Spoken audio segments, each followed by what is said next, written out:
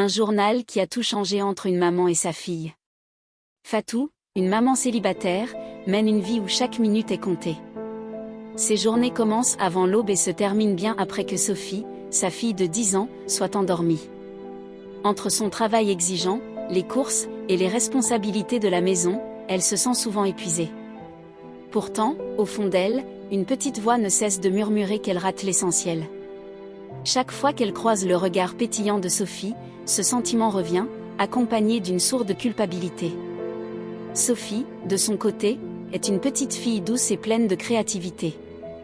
Elle passe ses journées à dessiner des paysages féeriques et à écrire des histoires dans un carnet qu'elle considère comme son petit trésor, son journal intime.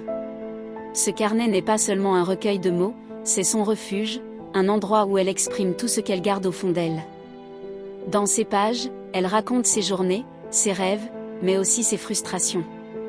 Elle y écrit ce qu'elle n'ose pas dire à sa maman, de peur de la déranger ou de l'attrister. Un matin comme les autres, Sophie se prépare pour l'école.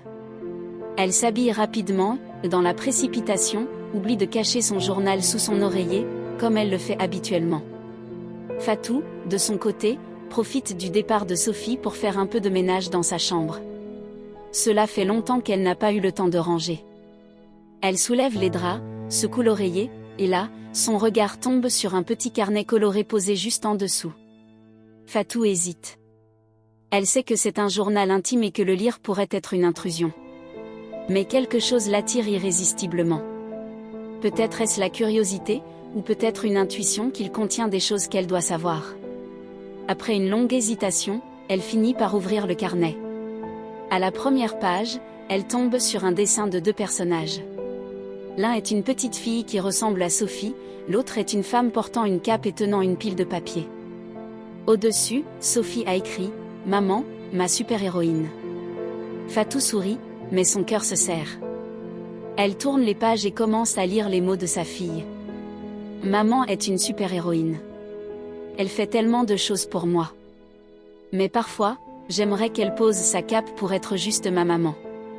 J'aimerais qu'elle joue avec moi, qu'elle regarde mes dessins, ou qu'on parle comme avant. » Chaque mot semble transpercer le cœur de Fatou. Elle continue de lire.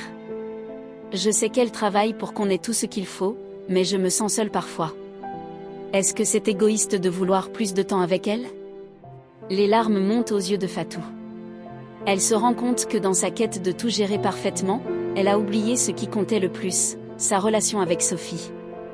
En refermant le carnet, elle prend une décision.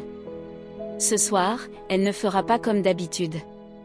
Elle ne se noiera pas dans son travail ni dans ses tâches ménagères. Elle va faire quelque chose pour sa fille, quelque chose qu'elle n'a pas fait depuis trop longtemps, lui consacrer du temps. Le lendemain, Fatou prend une journée de congé. Elle prépare un panier de pique-nique, achète des fournitures de peinture, et planifie une sortie surprise. Lorsque Sophie rentre de l'école et voit sa maman l'attendre à la porte avec un sourire et le panier à la main, elle est étonnée. « On va où, maman ?» demande-t-elle avec des yeux curieux. « On va passer une journée juste toi et moi », répond Fatou avec un sourire doux. Elle passe l'après-midi au parc, à peindre, à jouer et à rire. Sophie, d'abord timide, finit par se détendre et raconte à sa maman ses rêves, ses histoires, et même quelques secrets.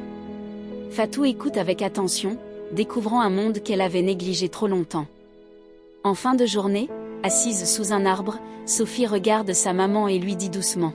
« Pourquoi tu as fait tout ça, maman ? Tu es toujours si occupée. » Fatou prend une profonde inspiration. Elle lui répond avec sincérité. « Parce que j'ai lu ton journal, ma chérie. Je suis désolée de ne pas avoir été là comme tu en avais besoin. Je veux que tu saches que tu es la personne la plus importante dans ma vie. » Sophie, surprise, ne dit rien. Elle se jette dans les bras de sa maman, les larmes aux yeux, et murmure. « Merci, maman. C'est la plus belle journée de ma vie. » De retour à la maison, Fatou propose une nouvelle idée, écrire ensemble un journal des souvenirs. Chaque soir, elles y noteront leurs moments préférés de la journée et leurs rêves pour le futur. Ce petit rituel devient leur manière de se reconnecter et de ne plus jamais laisser la vie les éloigner. Cette journée marque un tournant. Fatou apprend à mieux équilibrer son travail et sa vie familiale, et Sophie retrouve le bonheur simple d'avoir une maman pleinement présente.